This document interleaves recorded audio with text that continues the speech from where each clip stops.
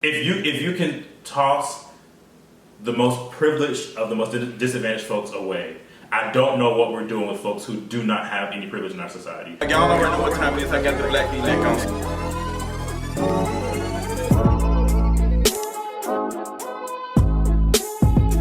What's going on, guys? It's time for another conversation about whatever. I have not came up with an official segment or whatever we want to call this, but I think that having so many people talking about specific issues is important, especially people who identify across the spectrum. Yeah. I love it. So we want to have a conversation about Cardi B. Yes, God. And all the things Cardi B, does the B in Cardi B stands for Blackness?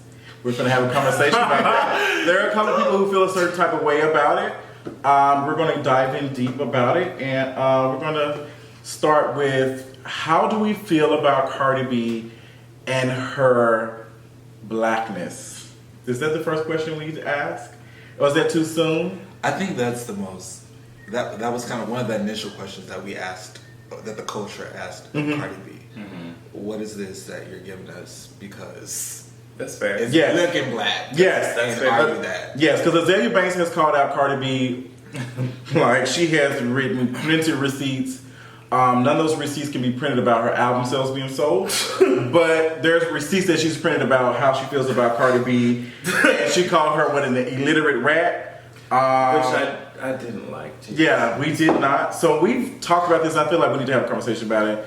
And there's a lot of things that, like, Deshaun believes that we have to be careful when we're saying things like that because it comes off as anti-black when we're saying that someone is not educated. Adrian believes that Cardi B can do more work and that she's lazy. I do. Jatella, he's kind of a little bit on the fence, so we're gonna dive in deep. So, is Cardi B an illiterate rat? We'll start. I would never say that. We will start with Jatella. Is she a literate rat? Do you feel like so? First of all, rats don't read. Exactly. Like, so, I love when people break it down. So that's not the case, but and that's obviously I understand the colloquial meaning behind rat, but still, Right? So I'm gonna say no. I think Cardi has proven time and time again that she is able to read and write, albeit not as proper as folks want her to. Like the very fact that Cardi has an Instagram and a Twitter and a social media platform proves that she can do some reading and some writing. Right. And so I think that maybe Azealia and other folks who use language like that need to reassess their own knowledge and their own understanding of language and like and ignorance and all that stuff and really understand what the words that they're using mean, because words do mean things. Okay. So no, obviously Cardi is not an illiterate rat. Okay. I think that what folks mean when they say that is that Cardi does not articulate herself in the way that we would often want her to, and I think that is anti-black. I think that requesting of her to conform to or to assimilate into a culture that has actively been like part of the process of reinforcing anti-blackness and white supremacy within our own spaces through language, right, is inherently anti-black. So I love the way Cardi speaks. I love the fact that Cardi in a lot of conversations is able to bring the same things that myself and others are in a way that doesn't sound like what I'm bringing. Like it doesn't sound like Cardi has been to school, and I love that. She bring a different demographic to it. Correct. Mm-hmm. And I think that was something that Cardi was revered for when she first got famous. It was because, Adrian, I see you rolling your eyes, I think Cardi was revered in the beginning of her career for being able to talk about these issues, these subjects, without talking like, hello, my name is Bellicalus. Like she just spoke. And the table is not moving. Right. Like I appreciate what she's able to bring to this space, and I think it forces academics to really reckon with how I'm saying they and not we because I'm not academic, to force them to reckon with how they interact with folks who do not speak well, who are not as articulate, who are not being called to sit on panels, and called to have TED Talks and called to speak before crowds, right? Like who are not TED being Talks or TEDx? who are not being asked to write articles and that kind of thing. So I love Cardi. You know I stand. So you're saying anybody who has an email address and a login can have a platform, basically. You just said that anybody. That's not what I said. Anybody, if you're able to log into Instagram, you speak well. I'm being funny. Okay. What's a given? So, okay, Adrian, you feel like that Cardi B is lazy. Why do you feel like she is lazy? Do you think that she knows what's going on and she continues to play the game, or you think she just doesn't know? Well, there's two reasons. The first reason, Cardi B is intelligent. And the reason she's intelligent is because I've seen her talk about taxes and shit, and she's like, I want to know where the fuck my money's going. And so to me, it feels like she's putting on this like, oh, I'm ratchet, I'm crazy as fuck. And it's not, to me, things that she does, it's not authentic. The second thing is what Azealia Banks was saying, even though like I'm so mad that I'm citing Azealia Banks out of but Cardi B is allowed to get away with certain things that dark-skinned people would not. Cardi B is allowed to misspell words. Cardi B is allowed to act ratchet, as you say. But if you are talking to or interacting with a dark-skinned woman, they would not be allowed those same luxuries and still be able to be in the mainstream. It would not happen because a lot of people like that ratchet shit. They like the misspelling words. They like this and that. And you have spell check. I'm sorry. You're rich as fuck. Sorry. Like if you cared about it, that's cool. If you don't care about it, that's fine. But what Azealia was saying was that you are allowed not to care about it. Dark-skinned people are not allowed to not care about things. And they have to pay attention to certain things. And Cardi B does it. And so when we're saying these things about Cardi B, like she does not have to do X, Y, and Z, she doesn't. Because if you are a dark-skinned woman, you are not allowed to be quote-unquote ghetto. You're not. You'll be left on the fucking side of the road. Okay. So when Cardi B does this shit, yes, it's cool that it's a part of her personality, but she still has to accept the fact that society allows her to do that. They would not allow dark-skinned women to fucking act like Cardi B. Let's be honest. Let's be fucking honest. I think that some of the examples people use is like Fantasia. I've used her. Yeah, so how people clown Fantasia and how they say she's in. And I dragged the shit out of Fantasia. So why the fuck I've clowned her a couple times too. And I don't think that she should be clowned. Yeah. So Jatella, like, how do you feel like? So she's saying, if Deshaun is saying that, girl, this and that. Adrian is saying this and that. How do you feel about it? Do you feel like Cardi B? Because it seems like you're probably on the fence a little bit on that side. I have a position. I think Is it top or bottom? That's the wrong conversation. I think it's somewhere. I think both of them said something that's very true, and I think that what Deshaun said, that which is very true, is that language is a tool often used against Black people. Standardization of language is a tool often used against Black people to perform anti-Blackness, to perform anti-Black violence. Period. Point blank. That's it. I'm an English major. I know these things. Also, however, as you said, that there is room made for Cardi B to perform this certain type of Blackness that isn't given to other Black identities that might be more of what America or white supremacy deems to be real Black. Like they deem this certain type of Black embodiment to be ratchet and to be, they like ignorant. What I'm saying is that they like ratchetness, not spelling words. They like talking a certain way if it does not come from someone who is dark skinned. They like that. Right, and I'm saying like that. There's certain Black embodiments that are allowed to do that, are allowed to do these things, and are not punished for it. And there are certain Black embodiments that are allowed to do them and are punished for it. And the Black embodiments that are allowed to do it and are punished for it are darker skinned, black embodiment. Yes. Whereas Cardi B does have a certain amount of legibility and palatability and commodifiability because she's lighter skinned. That's why. And she gets to perform these caricatures that white supremacy has given us for a very long time. Exactly. So now that you said that, you want to know why I don't respect her? Because she does not acknowledge it. What do you expect? What does acknowledgement look like to you? Acknowledgement looks like to me, don't pretend like we're acting like it's a personal attack. Stop. Get over it, girl. Get over it. I can see that. Get over it. We're talking about society and how it affects everything that we do. The labels that picked your ass that you don't even know the contract. You don't even know when your singles are being released. You don't even know when your music videos are being released. We're talking about the system, the machine that picked you. So stop acting like it's all you and it's all your talent. Girl, it has a lot to do with how you look and how you present yourself. What if Cardi B actually does not know that though?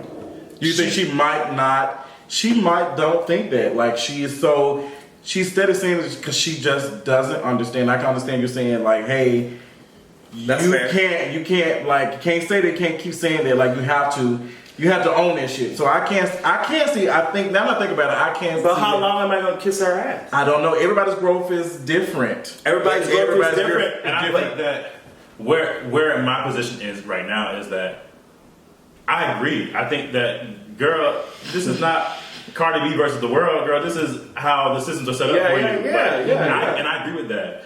However, I also think that, and a lot of us can attest to this at the table, that hypervisibility sometimes doesn't allow you to see that people are talking at you systemically and not interpersonally. And so I imagine that Cardi is looking at all these comments, all these people dragging her and shit like that, and she's saying like, why am I being picked on? And I think that to an extent it's like, girl, we don't want no light skin tears, and I get that, and it's like girl, like the reality That's is as salty as the white tears. right. Like I understand that. No sodium. Yeah. But I also think that, and this is where I think my personal politic differs from a lot of people's, is that I have to hold space for folks like her, because I see in Cardi what I've seen in a lot of organizing spaces that I've been in, and even in myself, I've seen her grow, not necessarily exponentially, but that she has grown, and I think that being able to hold space for her, to allow her to realize like that it's not an interpersonal issue, that it is a systemic issue, I think we would see a much different reaction out of her. In fact, Cardi girl, if you're looking at this video, please hire me to come and be your diversity and train in person because you need it. And I would love to, and I feel like there are not a lot of people who like would be willing to really, as my best friend calls it, like struggle with her like intimately. And I think that is something that she needs. I think that's something that she but does she benefit want from. it? I think so. I think that Cardi She does know she wants it. I think Cardi has released so many videos and comments and statements asking like, I just want to be educated, and I think that she genuinely wants to be, and I think that part of that is, girl, you brag about being a multimillionaire, go hire somebody first, like that's on you. But also I think it's on those of us who do hold space like this in our everyday lives, who do organize people on the ground, who do actually interact with people like who are like Cardi, who do not have the money that Cardi has, to be like, well, you know what? Maybe it is our responsibility to hold this space for them. And to me, like I was saying earlier, I just have a hard time I don't know how people, if you can toss the most privileged of the most disadvantaged folks away, I don't know what we're doing with folks who do not have any privilege in our society. I don't know what we're doing with the black trans women who don't speak as articulate as we want them to. I don't know what we're doing with the black non-binary folks who don't really like present themselves in the way that we want them to, right? Like, and I'm saying that as someone who has been to college, and has that privilege while still existing as this fat black non-binary queer person poor person who has to exist in these very same spaces that I imagine Cardi B came out of. right? And so I'll be honest and say this. I went to Morehouse College, one of the top HBCUs in the nation. And what language I have now did not come from my classrooms. It came from me struggling with community on campus. It came from me struggling with folks in organizing spaces. And so I say that to say that we can't expect for folks who are in college or whatever to be the ones who are doing that type of struggling, because it's not happening. It's really happening with folks who recognize the fact that it's bigger than this shit and that it's bigger than us individually, and that we have to struggle with one another in order to build a better world. That's, I think, what is my sole focus. Okay, so it sounds like this conversation is similar to the Bruno Mars situation. It's not cultural appropriation, but do y'all think it might be teetering the line a little bit? Like she's allowed to do things that other people are not allowed No, to? because Bruno Mars is not black. Let's be very clear about that. Let's be very, very, very clear about that. There's some people who think that Cardi B is not black, though. But that's not true, because if we're going to, and first of all, okay, understanding that Charles Mills, materializing race, racialization happens on bodies differently, irrespective of genealogy. However, if we're going to go the genealogical, biological route, which is generally the route in which we do when we're talking about race, right? In America, at least. Bruno Mars doesn't have, in the first 2 generations of his family, black people. He doesn't. He does not. I did the research because I wanted to make sure I was right when I was making. No, he doesn't. You're right. He doesn't. You're right. Cardi B does. Okay. Cardi B does. She does. She has a Trinidadian lineage, and she has a Dominican or Puerto Rican lineage, or possibly both. And once you get to Puerto Rican and Dominican, that's black shit. Yeah. That's black too. Really. There's some white ones there. Yeah. Right. We're not gonna find too many. So that's a very, very, very, very, very different, different conversations in terms of Bruno Mars being racialized or being blackened in a very flat understanding of race in America, and Cardi B being a black woman who is existing under the hegemony of colorism, And who stated that she's black. And who has stated that she's black in ways in which Bruno Mars has only cited black people. And those are two different. That's Completely different. But You're Azealia right. Banks did say that she chooses when she wants to be black, when it benefits her. Which is why I will have to say that personally, me, if I didn't know honestly, regardless, if I got a critique from Azealia Banks, I'm dragging the shit out of her. Regardless, you know what I mean? Absolutely. Like, regardless of what, I don't care if I'm Cardi B or Beyonce, who the fuck I am, I'm dragging the shit out of Azealia. So I can kind of understand why she was not able to see beyond the surface level, because it's Azealia Banks who's called bitches tar babies. I didn't know that today. Yeah, she called people tar She babies told and shit.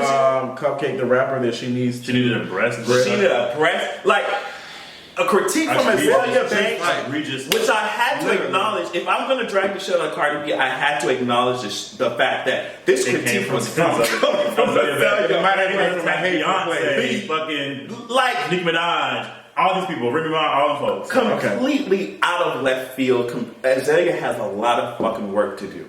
But I guess why I was so hard on Cardi B is because, like, I saw how much she, you know what I mean? She didn't want to let go. No. I saw how much she could contribute to everything. Like, how much she could do.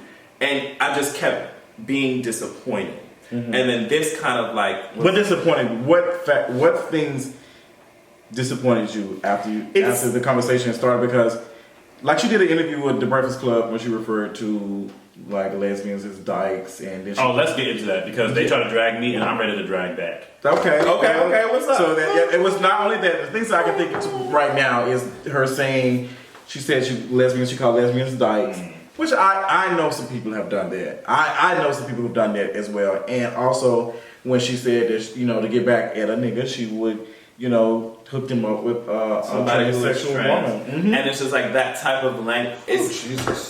And that was that type of language is very, like, that could kill someone. Yeah, and that's Literally. and I feel like it's Literally. like you said, it's subconscious. Like, some people are so used to this environment That they don't think that isn't an It's issue. anything at all, which Yes. is why I do have to acknowledge that. Like, we are all learning.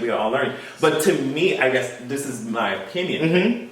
To We me, use the I statements here. yeah, I have seen Cardi B as someone who is just like, she searches her name on Twitter. She, you know what I mean? She's very like, well, girl, if you don't like it, I'm gonna She's in the shade room all the time. All the time. Yeah, for real, she is. So if you can search that, you should be able to search what trans. That's what I'm saying. Like, you have all of these. But you know, we're easy to clap back than we're able to read. So back onto what the Breakfast Club interview that she did, and she referred to lesbians as dykes. Right. What was your issue? So, with first that? of all- what people saying, calling her out on that. The interview was 2 years ago. Yeah, it was. Um, Ain't no telling what I was saying 2 years ago. and while I do think that Cardi B was irresponsible in her joke about raping lesbian women, that was irresponsible. hold on, no matter what. I didn't- In that same interview, she talks about that. And I don't think that she like outright meant like I'm gonna rape a lesbian woman, but like the language that she used around that, was sexually violent, and that was irresponsible. However, and maybe I'm ignorant. That's a possibility, right? For you to be ignorant? It's a possibility. Oh my God. It's possible for me. It's a possibility. It's a little slim one, but it's a possibility. I know that black gay men, I don't know if we can use it on YouTube or not. You can say the fuck you want to. Yeah, Okay. fuck that shit. Black gay men, they use faggot day in and day out. They use what? Faggot. Black queer people. Oh, you used black it on queer Twitter men, before it got suspended. and got suspended. And my Are you catch me on the night thing? I'm gonna use it. So period. And Cardi B is openly bisexual. She is not. She has been very open about her bisexuality. And so, first of all, nobody was mentioning her bisexuality or her mention of the word dyke until she did the song with Rita Ora, who was also bisexual. And they dragged them for the song because they felt like Everybody bisexual. lesbian women, mostly cis lesbian women, felt like the song was fetishizing the lesbian experience. I'll say. I think that's oversimplifying what the argument is, but that's the gist of it. And to me, I feel like that's irresponsible. I think there's a difference between Katy Perry's "I Kissed a Girl" and Cardi B and Rita Ora talking about their experiences and wanting to like engage with women and that type of shit. Did you know that she was bisexual before the song was released? I did. Rita Ora. Rita Ora? I did not. I don't follow her. So, I mean, I didn't know her. I didn't know about Cardi B. I didn't know Cardi B was bisexual. Honestly, at this point, I'm just gonna speak for me. When we're talking, I feel like all women have to be bisexual now at this day and age to do any of that shit. Like we have Mimi Fowles on Loving Hip Hop. We have K. Michelle has done it. It's just at this point, it doesn't even seem genuine because y'all are making money from this shit, and I can't take y'all serious. I think that's a critique to have. I can't take it serious. I just feel like it's trending, and the fact that I'm not seeing men come out. well, I will Into it. say that the fact that I don't see anyone talking about this, like there are real issues that we face in this community, and no one is talking about it until it's time to release a hit song, and it feels like shit. It feels like garbage. Like, how dare you guys ignore us for eons? And then when it's time to release a hit song, it's, oh, I kissed a fucking girl. Fuck It you. sounds like Fuck you. It sounds like Hillary Clinton coming to speaking to BET Awards when this election. yeah. That's exactly what it sounds like. That's exactly what it sounds like. And I think that is fair. I think it's fair to say we've been here existing and struggling to exist for as long as time, and here you come out of nowhere, That's trying right. to mention and you kissing the girl, hooking up with a girl for a night. I think that's a good critique.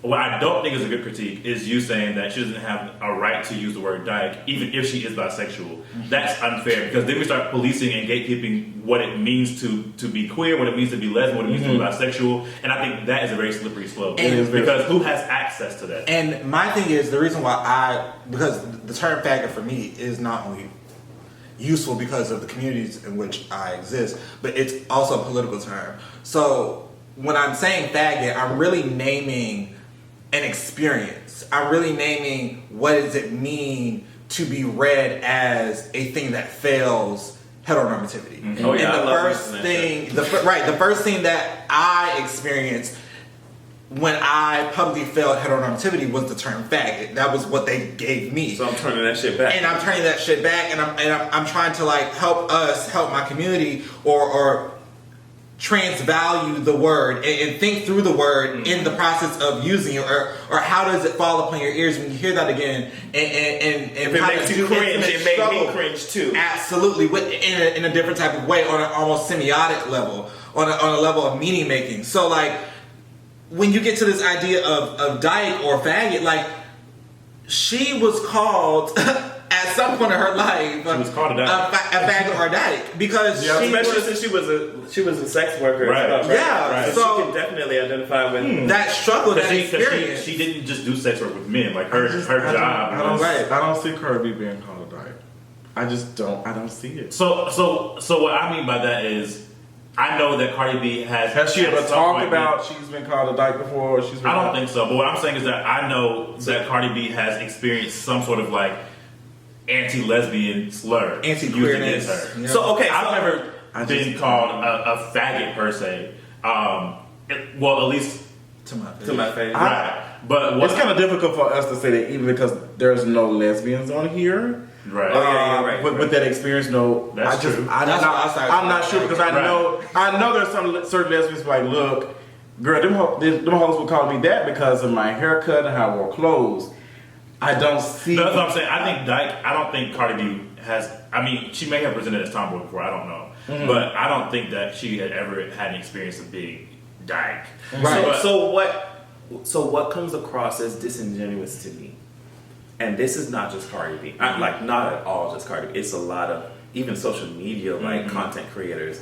What comes across as disingenuous to me is that, you know, you have said nothing, you have done nothing when it comes to the LGBT community.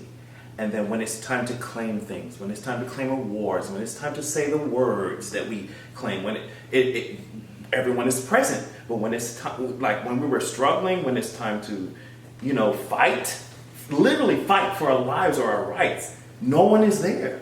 And then everyone who was not there wants to be present when it's time to take awards. But that's what I don't understand that, and to me, that's extremely disrespectful. I don't care if you are actually LGBT. But I think that's where identity politics is right now. Where I think this era is going to be later, when we get a little distance from it, it's going to be best known for its ability to commodify identity, commodify the multiplicity of identity, and make that a product, make that something that gets you access and something that gets you resources, and not in this way in which, you know, I'm marginalized or I'm minoritized, and thusly people owe me or I should be in these spaces, but in a way in which, like, oh, I can find this minoritized identity and I can work it to get money, or I can work it to get these things, just to get ahead in capitalism, just to get ahead in terms of visibility and things of that nature. So I think that's really just where we are right now in this era, in the social media age, where everything is the visual, everything is the aesthetic, everything is kind of trying to humanize this digital age. And one of the things that we do to humanize it is cheapen what it means to be an identity. And I think the larger critique is celebrity itself.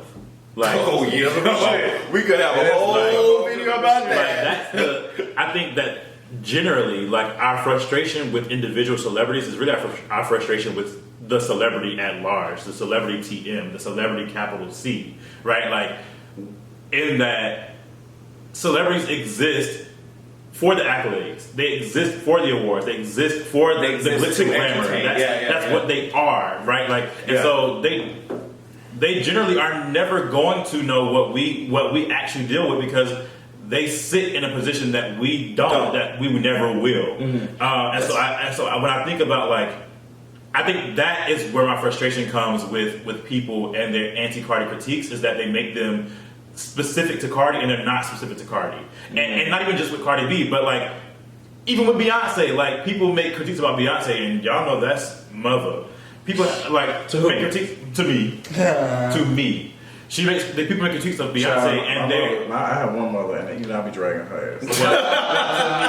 That's my My mother. mother, Amber Rose. Not absolutely not. So like people make critiques of Beyonce, and they're not specific to her. They're not unique to her. They are.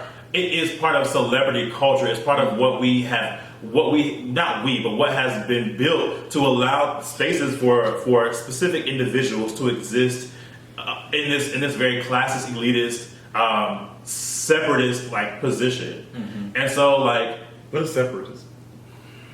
I'm being super serious. allows them to exist away from or isolated from the rest of society. Right. Okay, that's the bitches off of Star Wars. But I mean, you're right. I mean, when I think about something like Manifest Destiny and like kings and shit, and the fact that they were kings, and just because they were kings, they were able to tell you what the fuck to do and how to live, and the fact that they were going to behead the shit out of your ass just because they were kings.